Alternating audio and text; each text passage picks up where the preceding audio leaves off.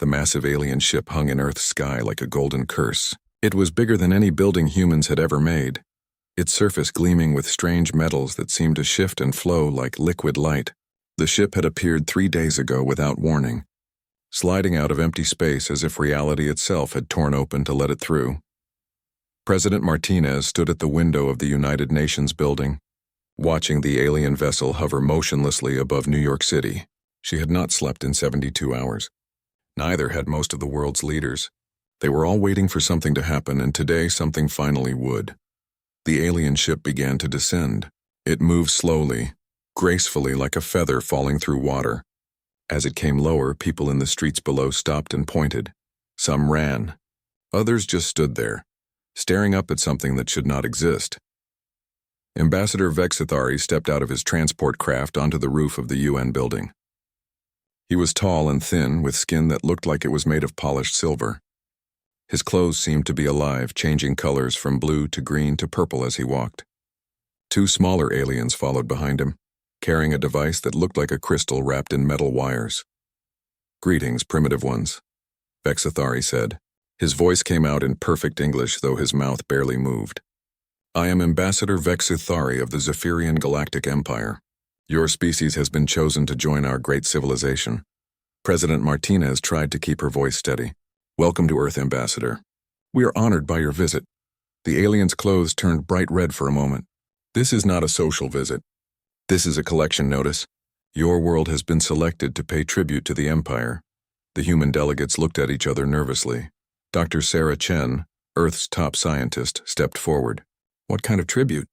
Vexithari touched the crystal device his guards carried. Suddenly the air above them filled with moving pictures made of light. The images showed other worlds, other species. All of them looked defeated and broken. "Every species in this galaxy pays tribute to the Empire," the ambassador said. "It is the natural order. The strong rule, the weak serve. Your tribute is simple. 10 million of your people will come with us to work in our factories and mines. Half of all the food you grow will be sent to feed our citizens. Your leaders will step down and let imperial governors rule your world." The pictures in the air changed. Now they showed huge ships filled with aliens who looked sad and tired. They showed planets where the ground was torn up by massive machines. They showed cities that had been turned into factories. 847 species have already joined our empire, Vexithari continued. They all understood that resistance is pointless. They all chose to live rather than die. General Thompson, the head of Earth's military forces, spoke up. "And if we refuse?" The alien's clothes turned deep red, then black. "No species has ever been foolish enough to refuse. But if you did, we would simply take what we want anyway. Your cities would burn. Your people would die. In the end, we would still get our tribute, but there would be much less of your species left to give it." President Martinez felt her hands shaking. "How much time do we have to decide?" 30 of your days, Vexithari said. "That is more than generous. Most species only get 10 days. But you seem particularly primitive, so we will give you extra time to understand your situation." The alien ambassador walked to the edge of the roof and looked out over the city below. Millions of humans went about their daily lives, not knowing that their world had just been sentenced to slavery. "Your planet is small and your technology is laughable," he said. "But you have many workers, and your food tastes acceptable to our citizens. You will make good servants." Dr. Chen couldn't stay quiet any longer. "What gives you the right to enslave entire worlds?" Vexithari turned to look at her. His silver skin seemed to glow brighter. "Right? The only right that matters in this universe is the right of the strong to rule the weak. We have ships that can destroy stars. We have weapons that can crack planets in half. What do you have? Metal tubes that throw tiny pieces of metal? Flying machines that barely leave your atmosphere?" He gestured to the golden ship hovering above them. "That vessel could destroy every city on your world in less than an hour. And it is just one of millions in our fleet. Your entire military could not damage even its outer hull." The alien walked back to his transport. 30 days, he said again. "Use that time wisely. Prepare your people for their new lives as citizens of the Empire. Choose which 10 million will come with us first. The young and healthy ones work better." As the alien transport lifted off, President Martinez turned to her advisors. "Get me every military leader, every scientist, every person who might have an idea about how to fight these things." General Thompson shook his head. "Ma'am, you heard what he said. They have ships that can destroy stars. We have nothing that could even scratch that thing up there. Dr. Chen was staring at a small device in her hand. During the meeting, she had been running scans of the alien technology. What she saw made her heart race, but not with fear, with excitement. Maybe we have more than they think, she said quietly. High above them, the golden ship began to climb back toward space. Inside it, Vexathari was already dictating his report to the Imperial Command. Another primitive world successfully claimed. No resistance expected. The humans are even weaker than the Zorvani were. He did not notice the thousands of tiny signals that Earth's satellites were sending to hidden locations all over the solar system. He did not see the coded messages that were racing through fiber optic cables to secret facilities buried deep underground. He did not realize that while he had been talking, every piece of technology on his ship had been scanned, analyzed, and cataloged by sensors he never knew existed. The golden ship disappeared into the darkness between stars, carrying news of Earth's surrender back to the Empire. But down on Earth, something very different was beginning. In hidden bunkers and secret laboratories, people were working frantically on projects that had been waiting decades for this moment. The 30-day countdown had begun, but humanity was not preparing to surrender. They were preparing for war. Deep inside Cheyenne Mountain, Admiral Sarah Chen walked through corridors that officially did not exist. The mountain had been hollowed out far beyond what any public record showed. Miles of tunnels and chambers stretched through the rock, filled with technology that would have seemed like magic to most people on Earth. She stopped in front of a massive steel door marked only with a symbol that looked like a human hand gripping a star. Two guards stepped aside as scanners checked her DNA, her retinal patterns, and her brain waves. The door opened with a sound like thunder. Inside was the largest room Admiral Chen had ever seen. The ceiling disappeared into darkness high above. The walls were covered with screens showing star maps, ship designs, and weapon specifications. In the center of the room sat a table made from a single piece of black metal, surrounded by chairs where the most powerful people on Earth were waiting for her. "Ladies and gentlemen," Admiral Chen said as she took her seat at the head of the table, "it's time to wake up the monsters." President Martinez looked around the room at faces she barely recognized. General Harrison from the Australian Deep Space Command, Director Yamamoto from the Japanese Void Research Institute, Commander Petrov from the Russian Star Defense Division. She had been president for 3 years and had never heard of any of these organizations. "Admiral," President Martinez said carefully, "I think it's time you told me what's really been going on." Admiral Chen touched a control on the table. The lights dimmed and the wall screens came alive with images that made everyone gasp. Massive ships under construction in the darkness of space, weapons being tested on empty asteroids, soldiers training in environments that looked like alien worlds. 60 years ago, our deep space telescopes found something that changed everything, Admiral Chen began. We detected the radio signals from a battle in the Alpha Centauri system. 2 alien civilizations were fighting a war, and one of them was winning by enslaving the other. The screens showed intercepted alien transmissions, translated into English, images of conquered worlds, lists of tribute demands, records of entire species being forced into slavery. We realized that space was not empty and peaceful like we had hoped. It was full of empires that grew by conquering weaker civilizations. We knew that eventually one of them would find Earth. Director Yamamoto stood up and activated another set of screens. So we began to prepare. In secret, every major nation contributed resources, scientists, and soldiers. We told the public we were exploring space and looking for peaceful aliens. But really, we were building the tools we would need for war. The images changed to show hidden construction sites, scattered throughout the solar system. Inside the ice caps of Mars, vast shipyards were building vessels unlike anything in science fiction movies. In the asteroid belt, mining stations were actually weapon factories. On the far side of the moon, construction bays stretched for hundreds of miles underground. We knew we couldn't compete with alien technology using normal methods, General Harrison explained, so we didn't try to match their weapons. We built something completely different. We built monsters. Admiral Chen stood up and walked to the largest screen. It showed the technical drawings of a ship that looked more like a living creature than a machine. Its hull was covered with spikes and armor plates that moved and shifted. Weapons pods extended from its sides like the arms of a mechanical spider. "Meet the steel monsters," she said. Everyone is unique. Everyone is designed to do things no alien empire would expect. They don't fight fair. They don't follow the rules of civilized warfare. They exist for one purpose: to make our enemies afraid of the dark. Commander Petrov activated his section of the display. The Chimera class can change their shape during battle.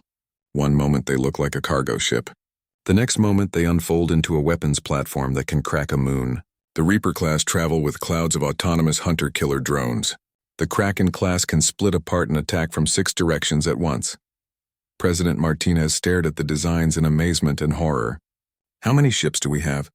More than the Zephyrian Empire knows exist, Admiral Chen replied.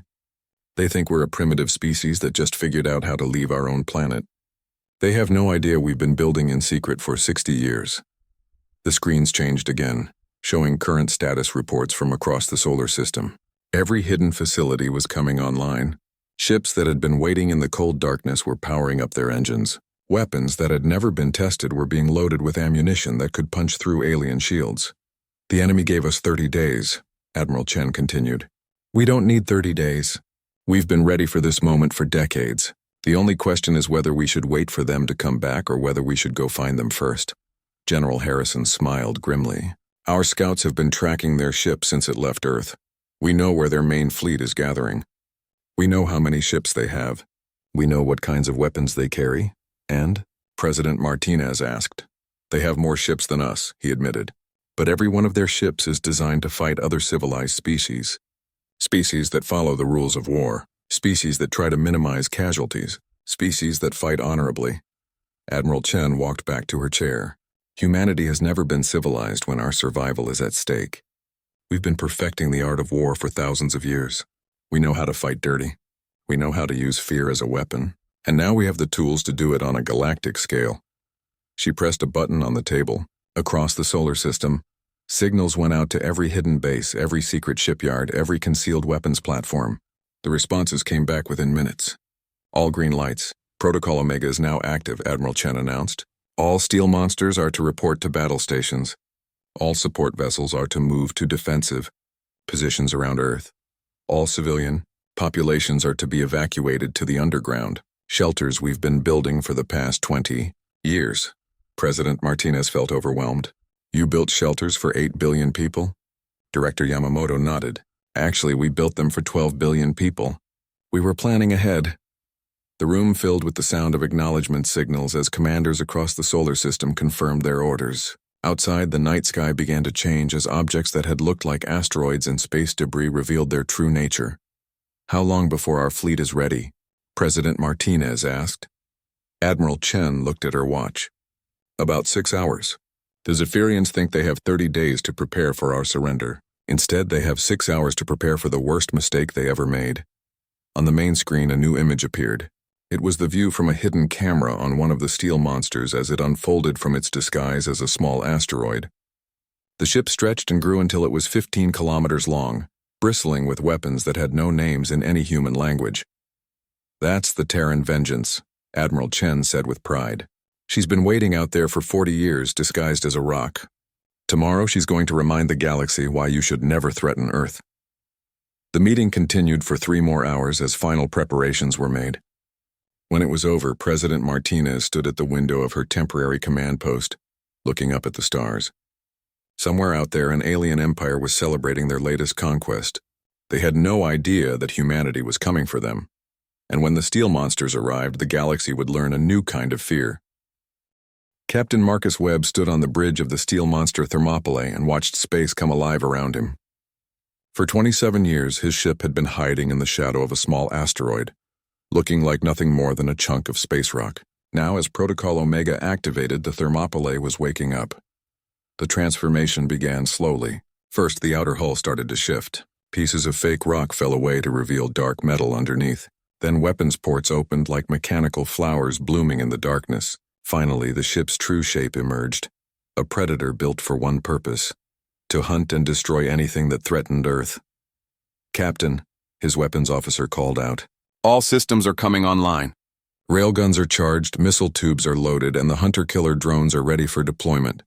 Webb nodded and opened a communication channel. This is Captain Webb to all steel monsters. Report your status. The responses came flooding in from across the solar system. Captain Rodriguez on the New Geneva announced that her 15-kilometer dreadnought was fully operational. Captain Kim on the Tokyo Rising confirmed that all weapons systems were ready. One by one, humanity's secret fleet revealed itself. But these massive ships were not alone. Smaller vessels began emerging from hidden bases on Mars, from hollowed-out asteroids, from the deep craters of the moon. Destroyer-class ships called Wolves, fast attack craft called Hornets, support vessels called Shadows that could turn invisible to all known sensor systems. Admiral Chen to all vessels, came the voice over the communication system. Form up in attack formation Delta 7. We're going to show our guests what human hospitality really looks like. The assembly was like watching a mechanical ballet performed by giants. The massive steel monsters moved into position first, their hulls bristling with weapons that could crack planets. Around them, the smaller ships arranged themselves in protective formations, ready to swarm any enemy that got too close to the big guns. Captain Webb watched his tactical display as more and more ships appeared. The Chimera-class vessel called Shapeshifter began testing its transformation systems, its hull flowing like liquid metal as it changed from a cargo ship into a weapons platform and back again. The Reaper-class ship called Nightfall released a small cloud of its hunter-killer drones, tiny mechanical wasps that could pursue an enemy ship for light years without stopping. "Sir," his navigation officer reported, "we're receiving a transmission from the asteroid belt. The mining platforms are coming online." On the main screen, images appeared from the Ceres mining station, except it wasn't really a mining station. As massive doors opened in the asteroid's surface, ship after ship began emerging. These were the newest steel monsters built in the deepest secret over the past 10 years.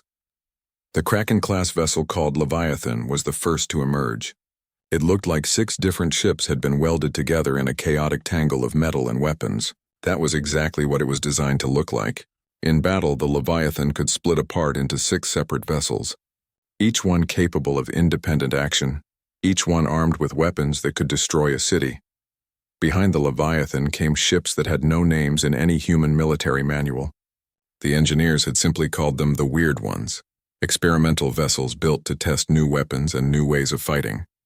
One looked like a mechanical spider with 8 legs, each leg tipped with a different type of weapon. Another appeared to be made entirely of interconnected spheres that rotated around each other in complex patterns. "Captain Webb," Admiral Chen's voice came over the communication system, "your ship will lead the advance guard.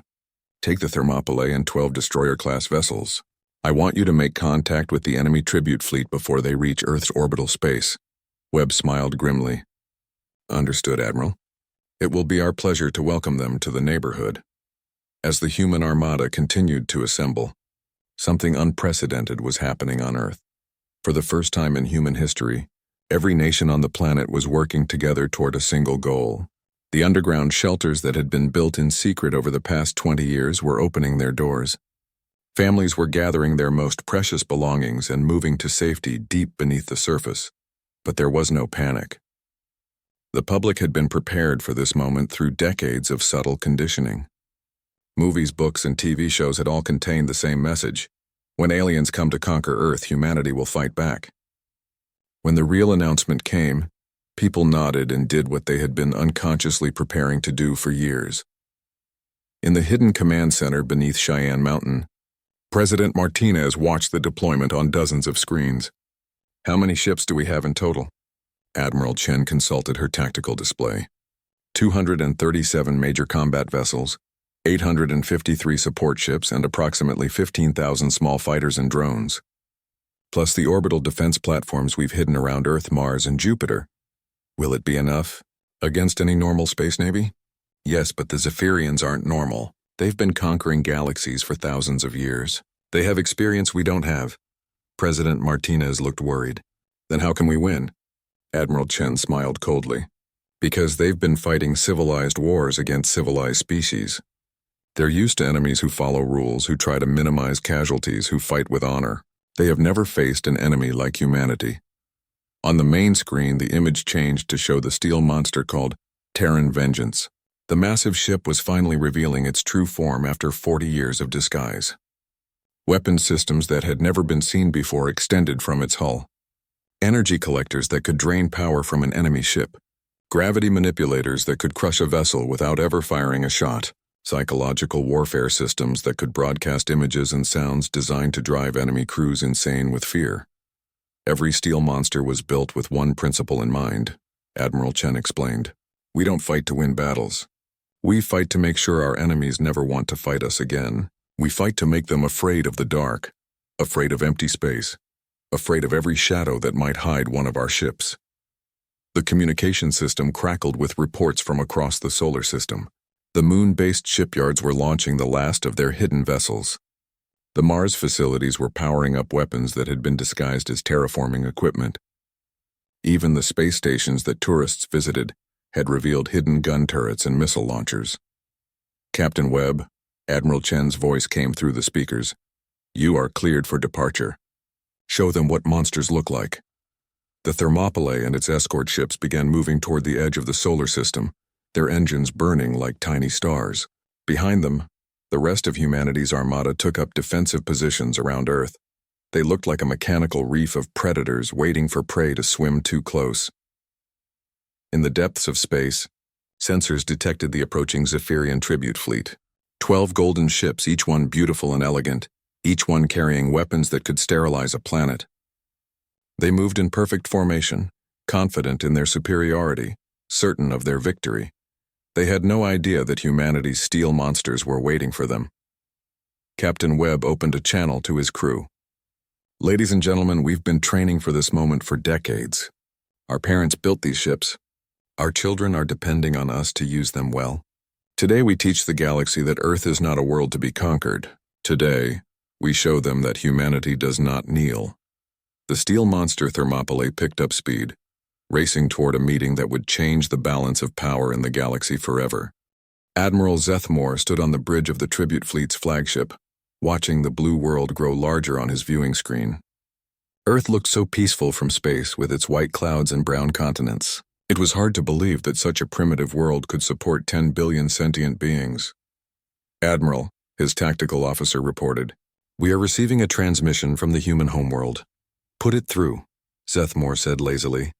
He expected to hear the humans begging for mercy, or perhaps trying to negotiate better terms for their surrender. Instead, Captain Marcus Webb's face appeared on the screen. The human looked calm and confident, which was surprising. Most species were terrified by the time the tribute fleets arrived. Greetings, Admiral Zethmore, Webb said politely. I am Captain Webb of the human vessel Thermopylae. I wanted to welcome you to our solar system personally. Zethmore laughed. How quaint. A primitive species sending a welcome committee. Very well, human. We accept your surrender. Begin transmitting the coordinates where we should collect our first 10 million workers. Webb's expression didn't change. I'm afraid there's been a misunderstanding, Admiral. We're not here to surrender. We're here to collect tribute from you. The alien admiral stared at the screen in disbelief. Then he began laughing so hard that his entire crew joined in. The idea of a primitive species demanding tribute from the Zephyrian Empire was the funniest thing they had heard in decades. Human, Zethmore said when he could finally speak again, you clearly don't understand your situation. We have 12 dreadnoughts in this fleet alone. Each one could destroy every city on your planet. What could you possibly have that could threaten us? Webb smiled coldly. Why don't you check your sensors, Admiral? Zethmore nodded to his sensor operator. The alien ran a deep scan of the surrounding space, then his face went pale with shock. Admiral, the sensor operator whispered, there are ships out there. Lots of ships. What are you talking about? Zethmore demanded. Show me. The main screen changed to display sensor readings from the surrounding area. What it showed made every alien on the bridge gasp in terror. They were surrounded. Dozens of massive ships had appeared as if from nowhere, their hulls dark and threatening, their weapon ports glowing with barely contained energy. That's impossible, Zethmore breathed. Our intelligence report said the humans barely had any spacefaring capability. Where did all these ships come from? Webb's voice came through the speakers. We've been expecting visitors like you for 60 years, Admiral. We've had plenty of time to prepare a proper welcome.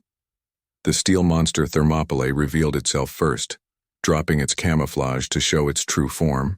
15 kilometers of dark metal bristling with weapons unlike anything in the Zephyrian databases. The ship looked like it had been designed by someone who understood that war was not a game to be played by rules. Then the other steel monsters appeared. The New Geneva unfolded its weapon arrays like the petals of a metal flower. The Tokyo Rising extended gun barrels that were each the size of a city block. The shapeshifter transformed from what looked like a cargo vessel into something that resembled a mechanical octopus with cannons for tentacles. "Admiral," the tactical officer called out in a panicked voice, "they're not using any technology we recognize. I can't identify their weapon systems or their power sources." Zethmore tried to stay calm. "It doesn't matter what their ships look like. No primitive species can match Zephyrian technology. Raise shields and prepare to fire." But as the golden shields of the tribute fleet began to glow around their ships, the humans attacked. They didn't wait for formal challenges or declarations of war. They didn't give the Zephyrians time to prepare their most powerful weapons. They simply opened fire with everything they had. The first shots were relativistic tungsten rods fired from magnetic railguns. The rods were no bigger than telephone poles, but they were moving at a significant fraction of light speed. When they hit the Zephyrian shields, the elegant energy barriers designed to deflect laser beams and plasma bolts simply shattered like glass. "Impossible," Zethmore shouted. "Nothing can penetrate our shields that easily." His chief engineer was frantically checking his instruments. "Admiral, they're not using energy weapons. They're throwing pieces of metal at us. Really, really fast pieces of metal." The second wave of human weapons was even more terrifying. The Reaper-class ship called Nightfall released its cloud of hunter-killer drones. Each drone was no bigger than a small car, but they moved with the cunning of living predators. They swarmed around the Zephyrian ships like mechanical wasps, looking for weak points in the hulls. When the drones found what they were looking for, they attached themselves to the enemy ships and began cutting through the armor with focused plasma beams. Within minutes, the beautiful golden hulls of the tribute fleet were covered, with sparks and explosions as the tiny attackers ate their way. Inside, Admiral Zethmore watched his tactical display in horror as his fleet began to fall apart. The humans were using weapons and tactics that made no sense according to everything the Empire knew about civilized warfare. They didn't try to disable enemy ships. They tried to destroy them completely. They didn't attempt to minimize casualties. They seemed to want to maximize fear. The Kraken-class vessel called Leviathan demonstrated the most shocking tactic of all. The ship suddenly split apart into 6 separate pieces, each one accelerating in a different direction. The Zephyrian gunners, trained to track single large targets, couldn't adjust fast enough to follow 6 smaller ones. While they were still trying to figure out what had happened, all 6 pieces of the Leviathan opened fire simultaneously from different angles. The tribute fleet's flagship took hits from 3 directions at once. Its elegant hull, designed for beauty as much as function, cracked under the assault. Atmosphere began venting from dozens of holes as the ship's internal structure collapsed. "Admiral!" the communications officer shouted over the sound of alarms and explosions. "We're receiving surrender demands from the human fleet." "Surrender demands?" Zethmore couldn't believe what he was hearing. "They want us to surrender?" Webb's voice came through the speakers again, but now it was being broadcast on all frequencies so that every ship in the Zephyrian fleet could hear it. "To all Zephyrian vessels, you entered our territory with the intention of enslaving our people and stealing our resources. This makes you pirates under human law. You have 10 minutes to surrender unconditionally, or we will continue our attack until every one of your ships is destroyed." Around the flagship, the battle was turning into a massacre. The elegant ceremonial formations that the tribute fleet had used to intimidate primitive worlds were useless against enemies who attacked from every direction at once. Human ships appeared and disappeared like ghosts, striking without warning and vanishing before the Zephyrians could return fire. The steel monster called Terran Vengeance demonstrated weapons that the Empire had never seen before. Gravity manipulators that could crush a ship's hull like an empty can, energy drains that could suck the power right out of an enemy vessel's engines, psychological warfare systems that broadcast sounds and images designed to drive enemy crews insane with terror. "Admiral," his first officer said quietly, "we've lost 8 ships. The remaining 4 are heavily damaged. We need to retreat." Zethmore stared at the tactical display, trying to understand how this had happened. His fleet had come to collect tribute from a primitive world. Instead, they had walked into a trap set by predators who fought like nothing the Empire had ever encountered. "Send a message to Imperial Command," he said finally. "Tell them we need reinforcements. Tell them the humans are not what they appear to be. But before the message could be sent, the human ships moved in for the final attack. Captain Webb's voice came over the speakers one last time. "Your time is up, Admiral. Welcome to Earth." The steel monsters closed in like a pack of mechanical wolves surrounding wounded prey. The remaining Zephyrian ships, their golden hulls cracked and burning, had no choice but to lower their shields and surrender. The battle for Earth's freedom had lasted exactly 6 hours. When it was over, the tribute fleet that had come to enslave humanity was nothing but wreckage and prisoners. But this was only the beginning. In the depths of space, more Zephyrian fleets were already moving toward Earth, and humanity's steel monsters were preparing to teach the galaxy a lesson it would never forget.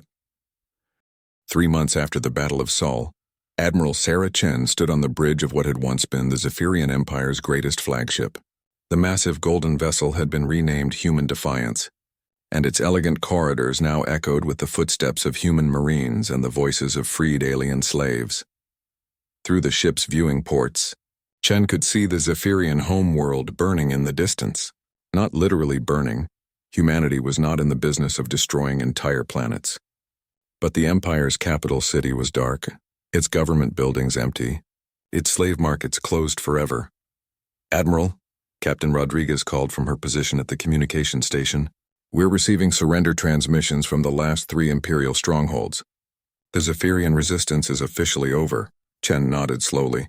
It had taken 3 months of the most intense military campaign in human history, but they had done it. The Zephyrian Empire, which had ruled over 800 worlds for thousands of years, no longer existed. "Any word from the liberation fleets?" "All successful, ma'am. The steel monsters have freed every world that was paying tribute to the Empire. The former slave species are asking what they should do now." Chen smiled. That was the question she had been waiting to hear. "Tell them they should do whatever they want. They're free." The steel monsters had not stopped with defending Earth. After destroying the tribute fleet, they had followed the retreating Zephyrian forces back to their home territory. But instead of seeking revenge, humanity had done something the galaxy had never seen before. They had brought liberation. On world after world, human ships had arrived to find alien civilizations living in fear and slavery. The Zephyrians had ruled through terror, keeping their subject species weak and divided. They had never imagined that someone might come to set their slaves free. The first liberated world had been Kelmar Prime, home to a species that looked like walking trees with silver bark. The Kelmari had been paying tribute to the Empire for 300 years, sending half their children to work in Zephyrian factories. When Captain Webb's steel monsters arrived in their system, the Kelmari leaders had assumed they were just new masters replacing the old ones. Instead, Webb had broadcast a simple message: "You are free. The empire that enslaved you is gone. You can govern yourselves now." The Kelmari had not believed it at first. Freedom was a concept they had almost forgotten. But when the human ships destroyed the Imperial garrison on their world and then simply left, offering no demands and asking for nothing in return, the Kelmari began to understand that something incredible was happening. Word spread quickly through the galaxy's underground networks. Species that had been slaves for generations began to whisper about the humans, the strange new aliens who fought not to conquer, but to liberate. They spoke of the steel monsters, ships that appeared like nightmares from the void but brought freedom instead of death. Admiral Chen walked through the corridors of the captured flagship, past holding cells that had once contained alien prisoners bound for the slave markets. Now those same cells held Zephyrian war criminals waiting to be tried for their crimes against entire civilizations. She stopped at one particular cell where Ambassador Vexithari sat on a simple metal bench. The alien who had once demanded tribute from Earth now wore the gray clothes of a prisoner. His bioluminescent skin had dimmed to a dull silver, and his color-changing garments had been replaced with plain fabric. "Ambassador," Chen said politely, "how are you feeling today?" Vexithari looked up at her with eyes that held no hatred, only confusion. "I do not understand you humans. You have won the greatest military victory in galactic history. You have conquered an empire that ruled for millennia. Yet you do not enslave the conquered worlds. You do not demand tribute from the liberated species. What do you want?" Chen considered the question carefully. It was not the first time a former Zephyrian had asked it. "We want what every thinking being wants, Ambassador. We want to be free to live our lives without fear. The only way to guarantee our own freedom is to make sure everyone else is free too." That is not how the galaxy works, Vexathari protested. The strong rule the weak. It has always been this way. Not anymore, Chen replied quietly. The strong protect the weak now. That's the new law. She left the former ambassador to contemplate this and continued her tour of the ship. In what had once been the Imperial War Room, she found representatives from dozens of the liberated species working together to plan their new governments. The Kelmari were sharing agricultural technology with the Vorthak. The crystalline shimmerers were teaching the Grecs how to build better communication systems. For the first time in thousands of years, the species of the galaxy were talking to each other as equals instead of as masters and slaves. Admiral Chen, a voice called out. She turned to see Dr. Sarah Chen, no relation despite the shared name, who had become humanity's chief diplomat to the liberated worlds. The new Galactic Council is ready to sign the Freedom Charter. The Freedom Charter had been humanity's gift to the galaxy, a simple document that established basic rights for all thinking beings. The right to live without fear. The right to govern themselves.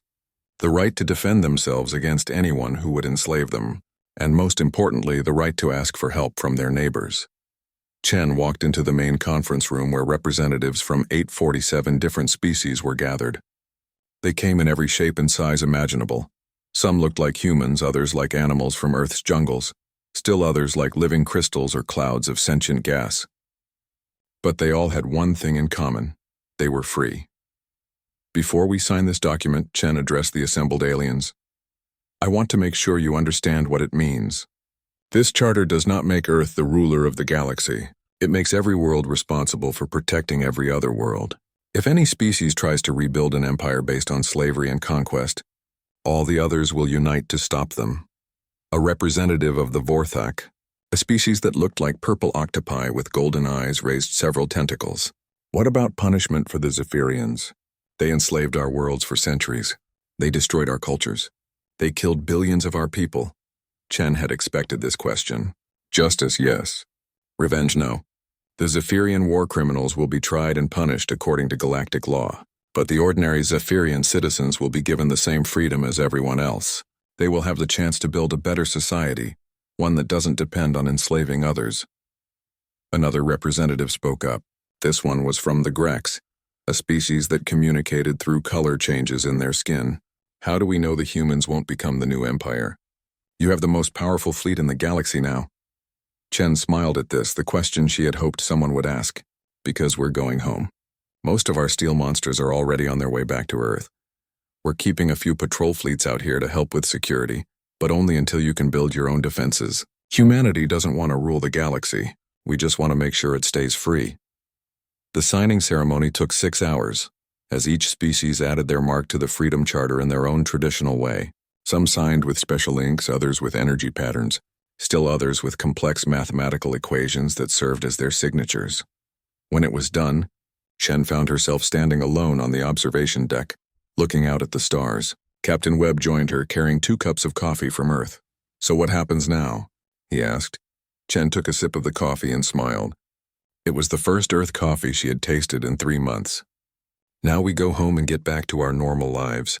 Let the politicians and diplomats handle the boring stuff like trade agreements and embassy construction.